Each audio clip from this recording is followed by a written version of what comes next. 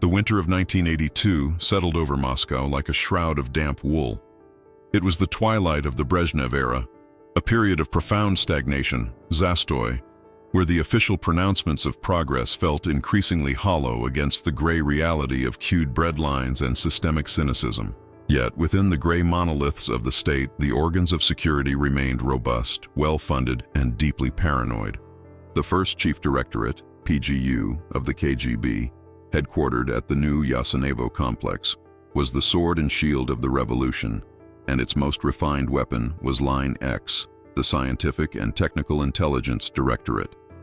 At the apex of Line X was a program of immense cost and secrecy, known internally only by its cipher, Operation Zodiac.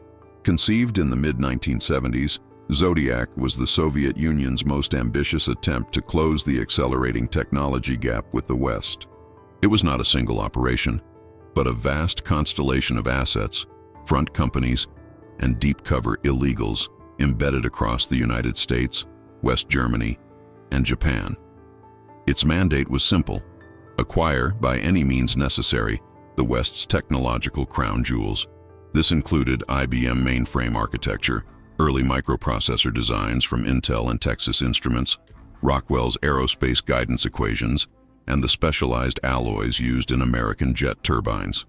The official budget, funneled through various disconnected state enterprises, was estimated at over 80 million rubles, a figure of astronomical proportions, translating to perhaps even more in hard currency expenditure. Its chief architect and operational manager was Colonel Viktor Mikhailovich Orlov. Orlov was 54, a product of the post-war generation that still held a complex, frayed belief in the Soviet experiment. He was not a brute, he was a chess master. Fluent in English and German, with an engineer's mind, he had risen through the ranks of Directorate T, the predecessor to Line X, by being meticulous, patient, and utterly ruthless in his operational planning. He understood that the USSR could not innovate its way out of its economic malaise. It had to acquire. Zodiac was his life's work. Orlov's immediate superior and the program's political guardian was General Ivan Morozov, the head of Line X. Morozov was a different creature entirely, a pure bureaucrat of the nomenklatura. He understood budgets and political capital, not the intricate tradecraft of running agents in Silicon Valley. He saw Zodiac not as a strategic necessity, but as his personal empire, the source of his influence within the labyrinth of the PGU and the Central Committee. Orlov's personal life was as sparse as his office. His wife, Yelena, had passed 3 years prior from a persistent illness that the privileged but ultimately inefficient Kremlin medical system failed to properly treat. His son, Dmitry, was a university student in Leningrad, distant and harboring a quiet, fashionable cynicism toward the party that Viktor found both irritating and deeply unsettling. Viktor Orlov lived for the program. Zodiac was the validation of his sacrifices, the justification for the grayness. It was, he believed, the only thing keeping the motherland competitive in the high-stakes game of global supremacy. But the foundations of this belief, like the concrete of the Moscow apartment blocks, were beginning to show hairline fractures. The fissures in Orlov's worldview began not as a political revelation, but as a series of bureaucratic irritations, the sand in the gears of the great machine. By 1982, Operation Zodiac was at its peak, but it was also suffering from the very malaise it was designed to cure: systemic corruption and inefficiency. Orlov saw the reports. An agent in California, Chariot, had successfully acquired schematics for a new RISC processor. The acquisition cost was high, requiring a complex cash handoff in Vienna, but the intelligence was priceless. Yet, 6 months later, Orlov discovered the schematics were sitting in a filing cabinet at a research institute outside Novosibirsk. The institute's director, a political appointee, complained he lacked the basic refined materials to even attempt a prototype. This was a recurring pattern. Zodiac was a brilliant harvesting machine, but the silos back home were rotting. The $80 million budget Orlov began to notice was leaking. General Morozov, for instance, had recently secured a sprawling new dacha outside Moscow, complete with Finnish plumbing fixtures and West German kitchen appliances, items procured using Line X's illicit trade channels, originally intended for operational use. Millions were being diverted to fund the lifestyles of the elite, who spoke of sacrifice while enjoying the fruits of Western innovation. A more personal crack appeared in the spring. Orlov's son, Dmitry, had applied for an academic exchange to East Berlin. It was a minor privilege, but important to the young man. The request was denied by the KGB's Fifth Directorate, Internal Political Security. The official reason was unreliable political character, citing Dmitry's association with a poetry group that read Pasternak. Victor, a PGU colonel, was expected to control his own son. He pulled strings, called in favors, but was met with cold administrative indifference. General Morozov, when asked for assistance, waved him off. "These are internal matters, Victor. A distraction. Focus on the Zodiac budget proposals." The system he had dedicated his life to, the system that demanded his total loyalty, could not distinguish between a genuine threat and a 20-year-old reading poetry. It was arbitrary, self-serving, and suffocating. That same month, a Zodiac illegal family operating in Canada, a cell that had taken 15 years to establish, was almost compromised. The reason? Their Moscow-based handler, a protege of Morozov, had used an insecure communication channel, a technical violation of basic tradecraft, to arrange a personal favor. Orlov was forced to spend weeks on damage control, burning contingency plans to extract the family, losing a vital node in their North American network. Orlov began to operate with a new private intensity. He compartmentalized his thoughts, just as he did his operations. He continued his work managing Zodiac with his usual precision. But at night in his Stark apartment, he began to review his own files. He compiled lists, cross-referenced operational names with financial disbursements, and studied the private contingency plans he had authored. He was not yet planning betrayal. He was, in his own mind, conducting an internal audit, seeking to understand the true extent of the systemic rot. He was a man checking the structural integrity of his own house, only to find the foundations were compromised. The turning point arrived not with a thunderclap, but with the dry rustle of a file folder. In September 1982, General Morozov, feeling pressure from the Politburo to demonstrate results commensurate with Zodiac's budget, ordered Orlov to compile a top-level program review. This review was intended for the eyes of the KGB chairman himself. It was to be a comprehensive ledger.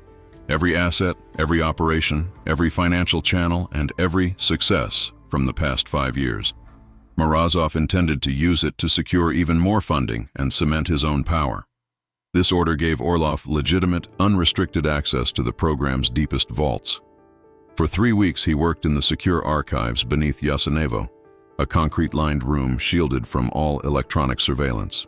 He was supposed to be packaging the successes, but his meticulous nature forced him to examine the failures as well. It was here he made the discovery. He found a series of ghost sub-projects within Zodiac. These were operations that existed only on paper. Millions of rubles and hard currency were being allocated to Operation Kronos or Project Argus. Operations with no agent rosters, no intelligence reports, and no tangible assets. The financial trails were complex, but Orlov, who had designed the original funding architecture, followed them. They all led back to a series of slush funds controlled directly by General Morozov and 2 other high-ranking officials in the Central Committee. It wasn't just skimming, it was a parasitic network. Morozov was using the vital Zodiac program, Orlov's life's work, as a personal bank. The $80 million program was, perhaps, only a $50 million program in reality. The rest was being siphoned off to fund the comfortable, decadent lives of the nomenklatura who preached austerity. The waste he had observed was not incompetence, it was calculated theft. But the final, unbearable discovery was something else. It was a file marked Resolution 44B, a proposal authored by Morozov himself, set to be reviewed after the successful budget meeting. It was a personnel restructuring plan for Line X. The plan argued that to increase security, certain senior officers with long-term exposure should be rotated out of headquarters. They would be reassigned to less sensitive postings, perhaps as station chief in Hanoi or an advisory role in Kabul. Colonel Victor Orlov's name was at the top of the list. It was not a retirement, it was a purge. Morozov was cleaning house, removing the one man who actually understood the finances.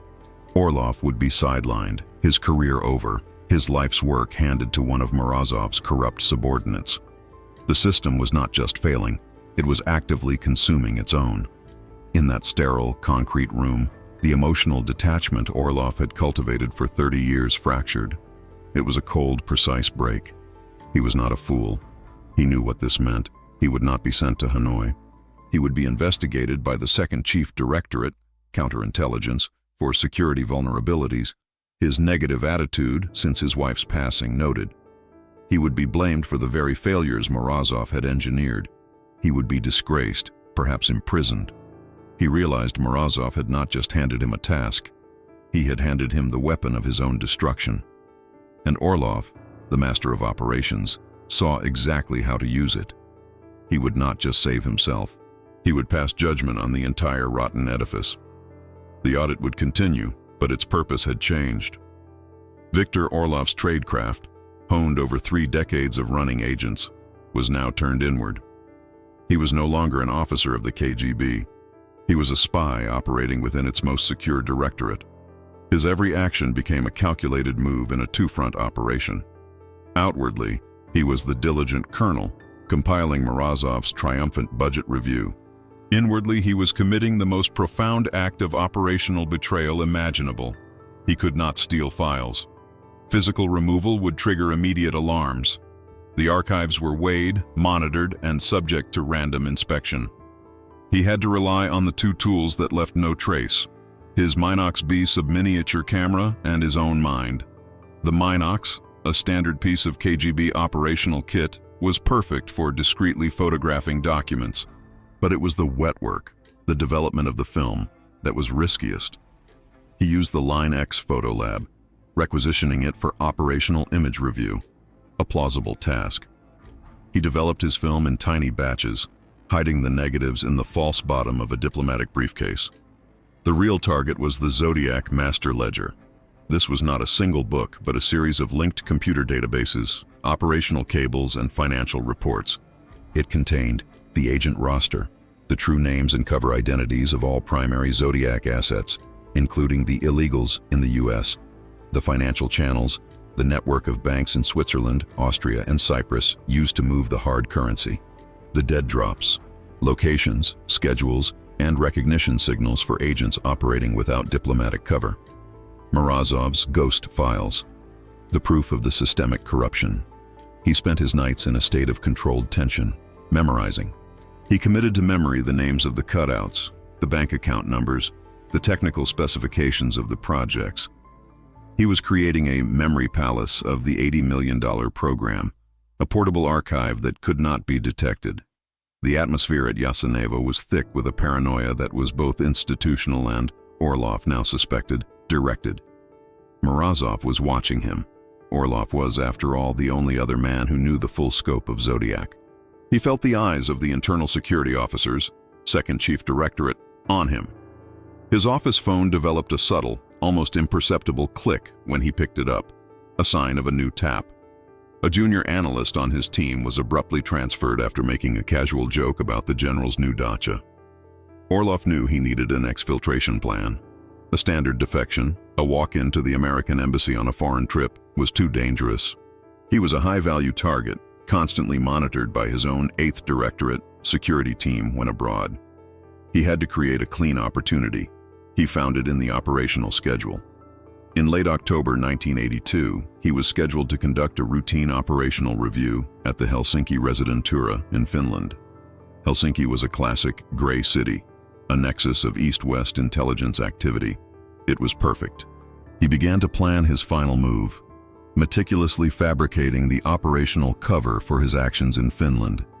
He would need to evade his own security detail, if only for 30 minutes.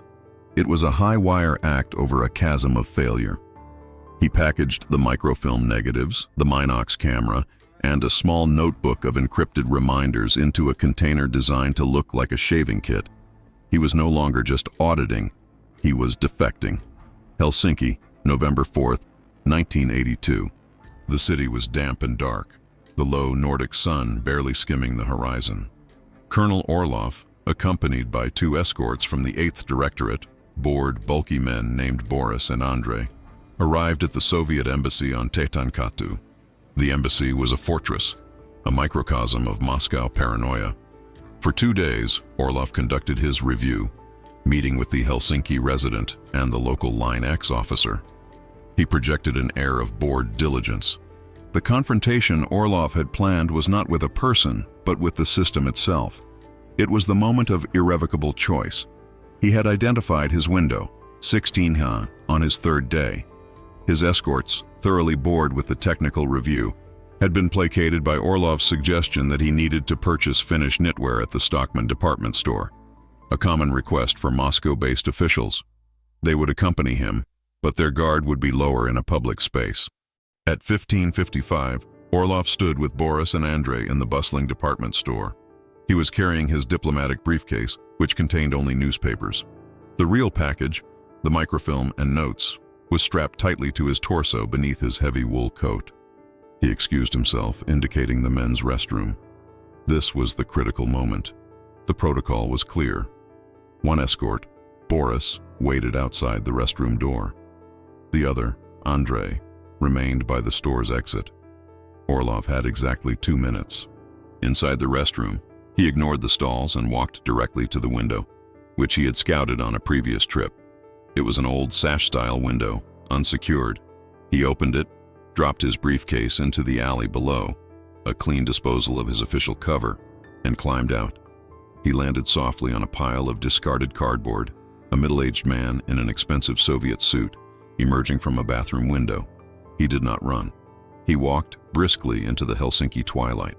He had 90 seconds before Boris would realize something was wrong. He turned one corner, then another, blending into the commuter foot traffic. He walked 3 blocks to a small, nondescript cafe. He entered, walked past the counter, and exited through a rear service door into a different alley. There, a dark Volvo sedan was waiting, engine idling. The door opened. Orlov got in. The man at the wheel did not speak. They drove for 10 minutes, taking a circuitous route to the American embassy. The moment they passed the checkpoint, Viktor Orlov, the architect of Operation Zodiac, ceased to exist. He was brought to a secure room and met by the CIA station chief. Orlov was calm, his face pale, but set. He placed his Minox and the small waterproof packet of negatives on the table. "My name is Colonel Viktor Mikhailovich Orlov," he said in precise, lightly accented English. "I am the deputy head of Line X, First Chief Directorate. I am requesting political asylum." The station chief, who recognized the rank and directorate, felt a jolt of disbelief. "What do you have for us, Colonel?" "I have Operation Zodiac," Orlov replied. "All of it. The agents, the finances, the protocols. I have the $80 million program, and I need to speak with your counterintelligence director immediately." Back at the Stockman, panic was erupting. Boris had forced the restroom door, finding it empty. The Helsinki Residentura was in lockdown. The Code 5 defection of officer cable was already being encrypted for its urgent, terrifying transmission to Yasenevo. The news of Orlov's defection hit Yasenevo not like a bomb, but like a vacuum.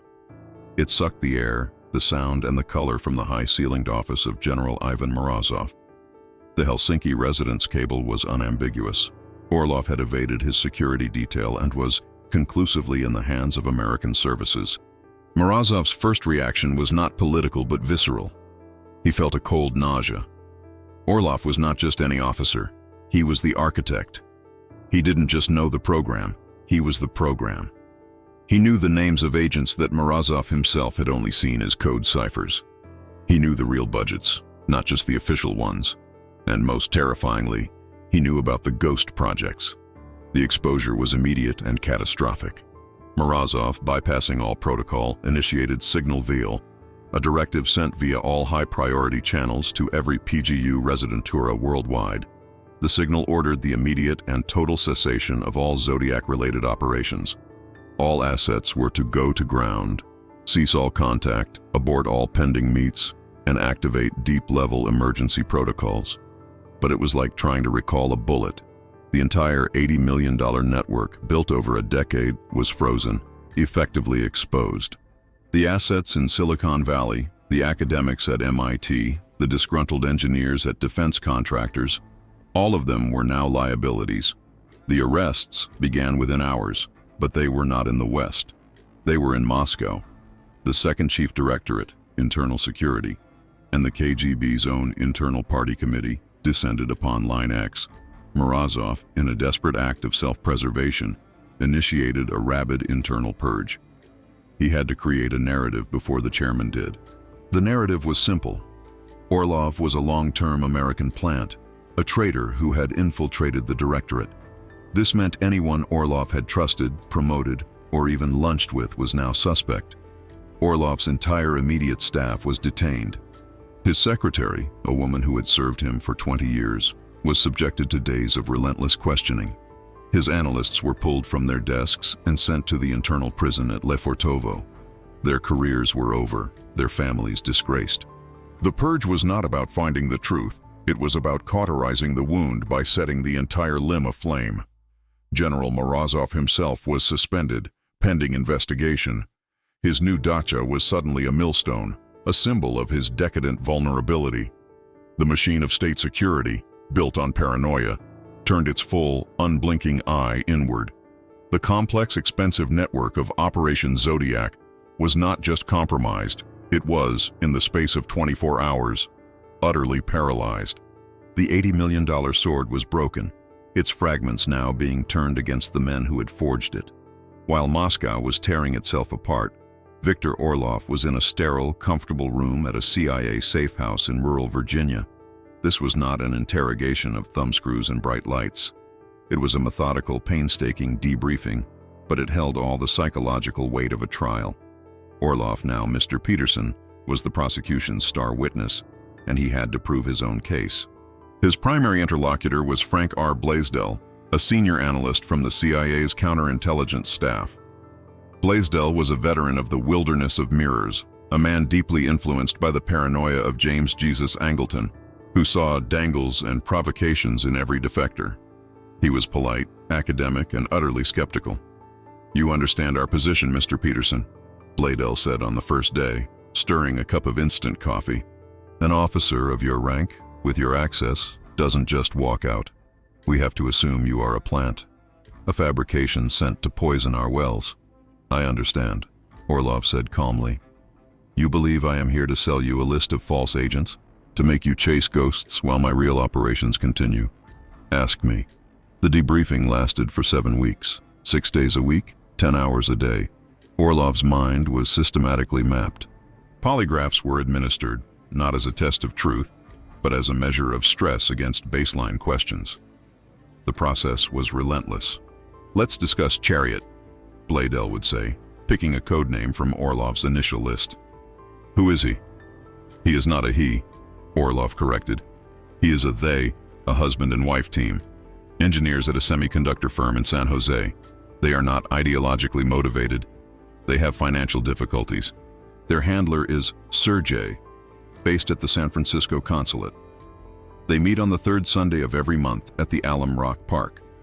The recognition signal is a copy of National Geographic." Blaisdell would nod. The information would be passed to the FBI's counterintelligence division. A surveillance team would be dispatched. 2 days later, a report would come back. Subject observed at location, matching description, carrying specified item. Orlov laid out the entire Zodiac network. He explained the financial architecture, the front company in Liechtenstein that purchased Western computers, which were then shipped to a testing facility in Austria, only to be diverted to a Soviet cargo ship in Hamburg. He detailed the illegals network, Program 10, a group of agents with no official Soviet connection, living as American citizens, their sole purpose to identify and cultivate targets in the next generation of PhD students. The crown jewel was his knowledge of Lordias, the massive Soviet signals intelligence station in Cuba. Orlov explained how data stolen by Zodiac agents was used to help the 8th Directorate specialists at Lordias target specific microwave transmissions and satellite uplinks, allowing them to steal data a second time, electronically.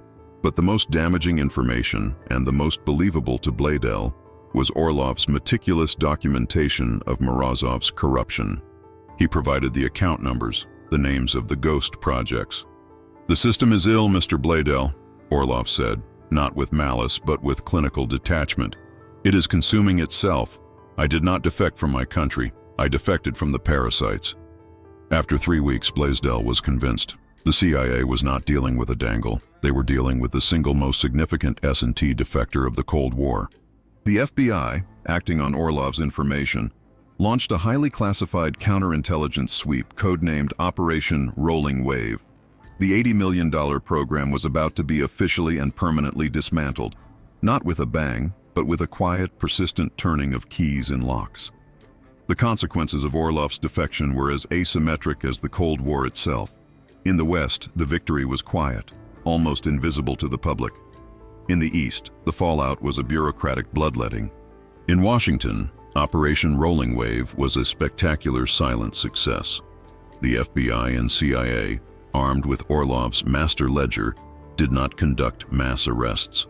That would have been noisy and would have alerted Moscow to the full extent of the breach. Instead, they neutralized the network with surgical precision. The husband and wife team in San Jose, Chariot, were visited by FBI agents. They were shown photographs of their meetings with Sergei. They were turned, becoming double agents, feeding Moscow carefully curated disinformation for the next 2 years. The illegals from Program 10 were placed under 24-hour surveillance. Their lives were systematically and quietly dismantled. One found his security clearance at a defense plant revoked for financial irregularities. Another was audited by the IRS. They were rendered operationally useless without ever being arrested. The Austrian and Swiss bank accounts were frozen or burned through diplomatic channels, choking off the hard currency that Zodiac ran on. The US government, now aware of exactly what technology the Soviets were targeting, drastically tightened the COCOM, Coordinating Committee for Multilateral Export Controls, regulations, effectively starving the Soviet military-industrial complex of the microchips and processors it needed to keep pace. In Moscow, the purge in Line X was devastating. General Ivan Morozov was formally disgraced. He was stripped of his rank, his dacha was seized, and he was reassigned to a border command post in Afghanistan, a functional death sentence for a man of his age and status. The investigation concluded that he was, at best, criminally negligent and, at worst, a complicit partner in treason, a charge fabricated to satisfy the Politburo. Dozens of other Line X officers were imprisoned or exiled to remote postings. The entire directorate was gutted, its institutional memory erased. Operation Zodiac was formally dissolved. Its remaining assets were scattered among other, less effective directorates. The $80 million investment and the decade of work behind it had yielded almost nothing. The Soviet Union's S&T collection effort was set back by at least a decade, a gap from which it would never recover before its collapse. For Viktor Orlov, the CIA held up its end of the bargain. He was given a new identity. Victor Peterson, a new history, a modest pension, and a quiet suburban house in the American Midwest. He was free. He could buy whatever he wanted in the local supermarket. He could read any book. He was also profoundly, permanently alone. He was a ghost, living in a comfortable, sunlit purgatory. He had betrayed his colleagues, his oath, and his son, who he would never see again. In Russia, his name was struck from the records, declared a non-person. He had traded his identity for his life, and in doing so, had destroyed the only thing he had ever truly built. The moral ambiguity of his choice settled on him, a weight he would carry until his end. Years passed. The Berlin Wall fell. The Soviet Union, weakened by its economic contradictions, the very contradictions Orlov had identified within Zodiac, fractured and dissolved. The Cold War ended, not with a war, but with a systemic failure. Victor Peterson lived through it all, watching on television. He was an old man now, living in Ohio. He tended his garden. No one in his neighborhood knew he was one of the central figures in the technological collapse of a superpower. He was just the quiet, polite European immigrant at the end of the block. In the mid-1990s, the new Russian Federation, in a brief period of openness, allowed partial access to the old KGB archives. Memoirs from former PGU officers began to appear. Historians and journalists started to piece together the fragments of a massive, failed spy program. They spoke of a great betrayal by a high-ranking Line X officer, though his name was always redacted or incorrect. The legacy of Zodiac was one of ghosts. The Soviet Buran space shuttle, which flew only once, was a near-perfect external copy of the American shuttle, a testament to Zodiac's early successes. The Soviet personal computer clones, which always lagged 5 years behind the West, were built on the schematics Zodiac had acquired. But these were hollow victories. Orlov's legacy was not what Zodiac stole, but what it failed to steal after 1982. His defection prevented the USSR from acquiring the next-generation micro-guidance systems for their ICBMs. It stopped them from getting the stealth, low-observable technology that was just beginning development. He had, in essence, checkmated the Soviet military's technological future. In 1998, his son, Dmitry, now a middle-aged history professor in St. Petersburg, gave an interview. He spoke of his father, Viktor Orlov, who had vanished in 1982. The official story his family was given was that he had succumbed to Western temptations and disappeared. Dmitry spoke of him with a cold anger, the anger of a son abandoned by a father he could only assume was a traitor. Victor Peterson, reading a translated transcript of the interview online, closed his laptop. The $80 million program was history. The system he served was gone. The family he had was lost. He was the only one left who knew the entire equation, and there was no one left to tell. The case of Viktor Orlov and Operation Zodiac serves as a definitive case study in the pathologies of a closed, paranoid system. It is a narrative stripped of ideological romanticism. Orlov was no democratic freedom fighter. He despised the chaos of Western consumerism. He was, to the end, a Soviet man, a believer in order, discipline, and the power of the state. His betrayal was not ideological, it was administrative. He did not defect because he found a new god, but because his old god, the Soviet system, had proven itself to be a corrupt, inefficient, and self-devouring machine. General Morozov's ghost accounts were, in Orlov's analytical mind, a critical failure of the system, a vulnerability more dangerous than any CIA penetration. His defection was the ultimate, and only logical, corrective action. Operation Zodiac itself is a microcosm of the entire Soviet experiment. It was a program of immense scale and brilliance, capable of penetrating the most secure labs in the world. Yet it was yoked to a corrupt nomenclatura that siphoned off its resources and a rigid industrial base that was incapable of implementing the very innovations it acquired. The system prioritized political loyalty over competence and secrecy over function. The $80 million program was not truly destroyed by the CIA or the FBI. It was destroyed from within. It was destroyed the moment General Morozov prioritized his dacha over his operational security. It was destroyed when the system decided a 20-year-old poetry student was a political threat. Viktor Orlov was both traitor and patriot, his actions a complex amalgam of self-preservation, professional pride, and profound disillusionment.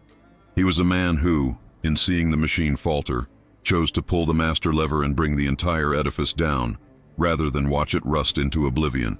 His legacy is one of silence, the silence of the neutralized agents, the silence of the shuttered research institutes, and the personal silence of Victor Peterson, a man who won the secret war but lost his name, his history, and his son in the process. He had escaped the system only to prove that he, and the secrets he carried, were its final, most devastating product.